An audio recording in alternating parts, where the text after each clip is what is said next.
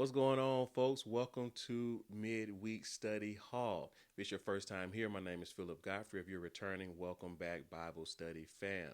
And so, Study Hall and also weekly Bible study are built off of the scriptures in Matthew 6:33, where here the Messiah speaking, and he tells us to seek ye first the kingdom of the Father and his righteousness, and all things shall be added unto you. So, we gather here to see, seek, and serve the kingdom of the Father.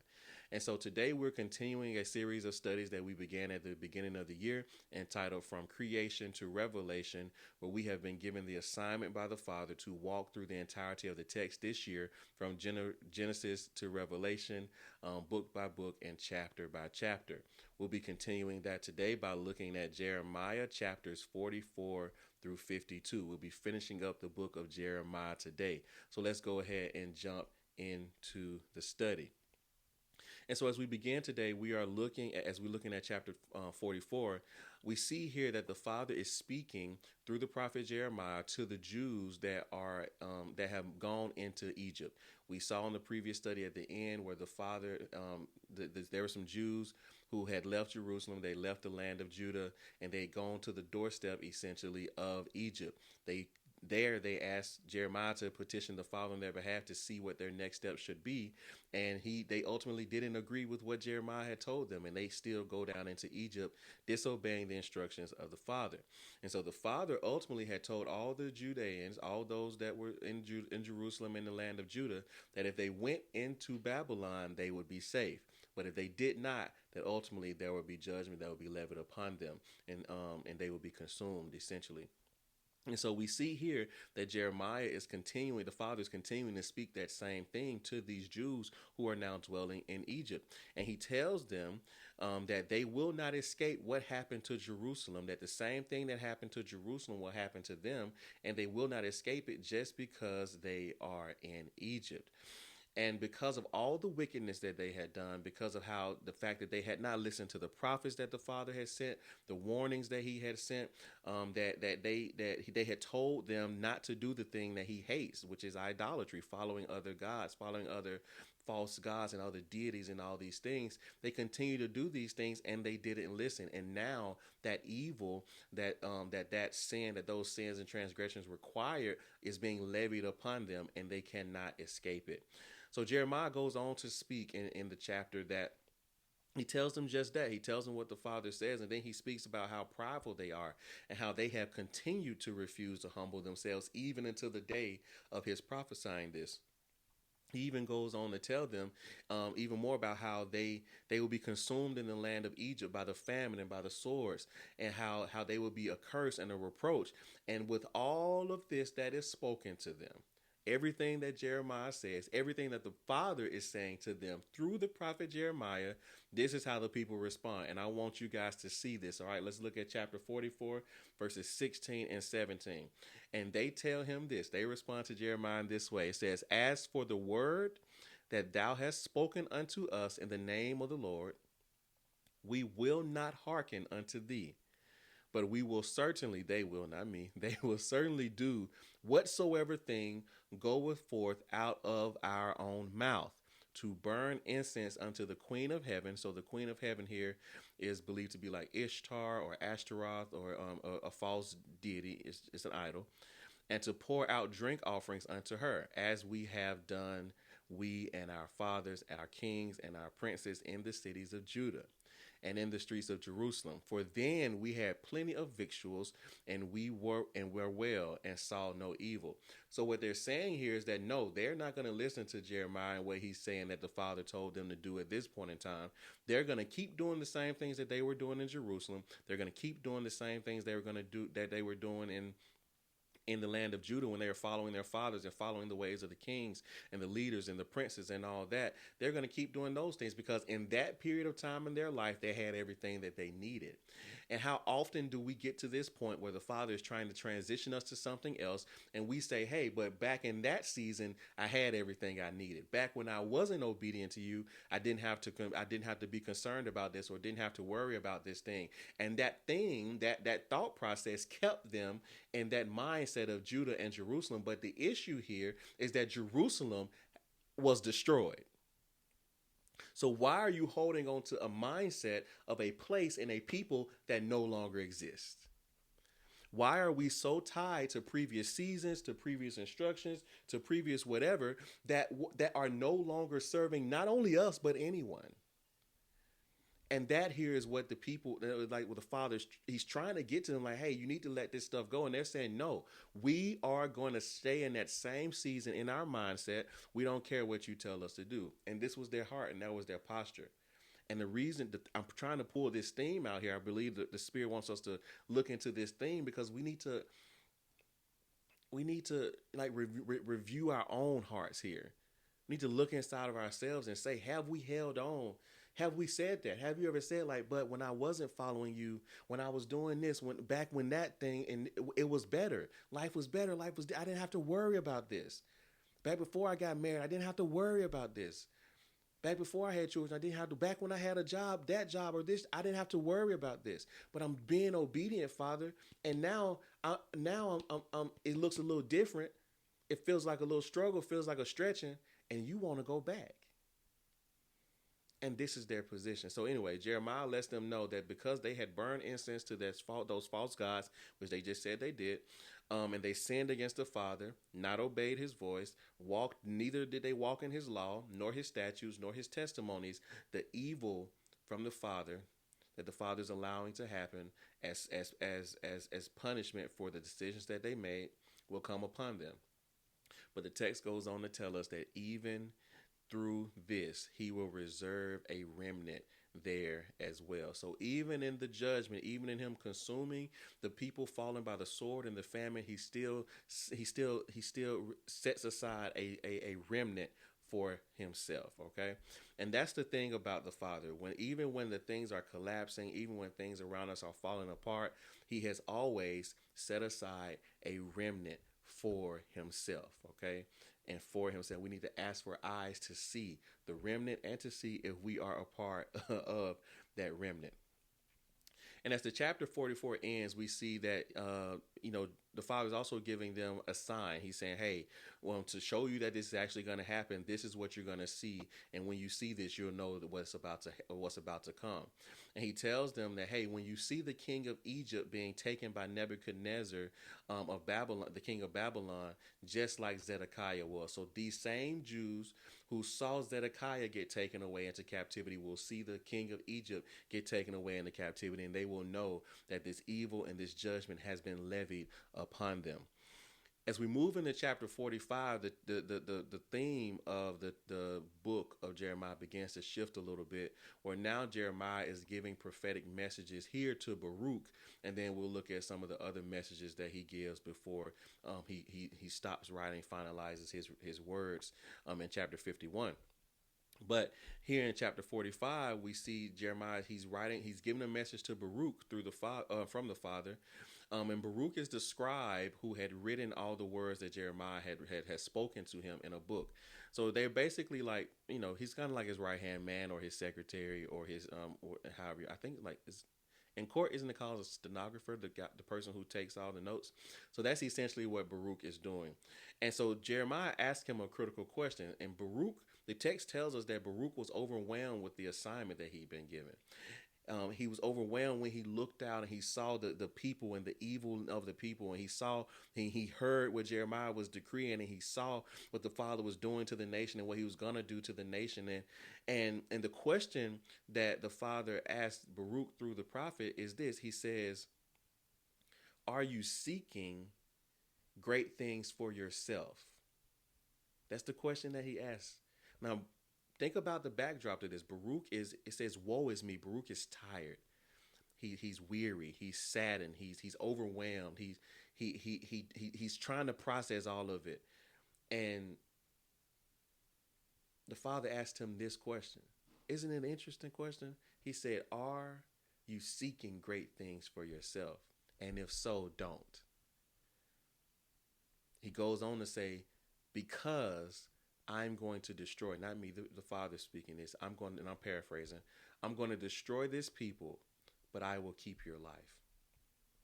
And so Baruch had been privy to hear the prophecy and document the prophecies. And then he began to see the prophecies come to pass. And I believe that I can imagine that his spirit was heavy. He was heavy with what he was seeing and knowing what was going to happen and why. But the Father asked him the question, are you seeking great things for yourself? And if so, don't. And this is a question that we have to ask ourselves when the days get challenging, when the assignment isn't fun, when you don't want to keep going. You have to ask yourself, are you seeking great things for yourself?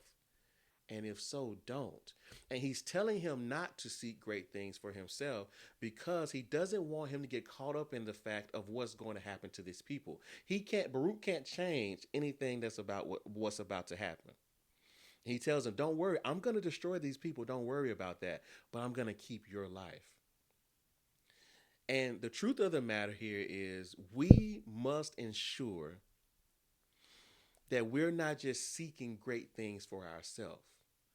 That in the obedience, that we're not just obeying the words that feel right to us, obeying the words that elevate us, obeying the words that give us the sphere of influence or increase our sphere or give us more money or more power or more influence or any of those things. No, are you seeking great things for yourself? What is your motivation? Is your motivation to be obedient no matter what? Knowing that the Father is going to keep your life, whatever he got going on outside of you, that's what's going on. But knowing that he's going to keep you, or are you just seeking great things for yourself? Do we want to be made lifted high? Do we want to be elevated? Do we want to be glorified? And that's something that's a heart posture that we have to wrestle with, and we have to decide what side of the fence we land on there.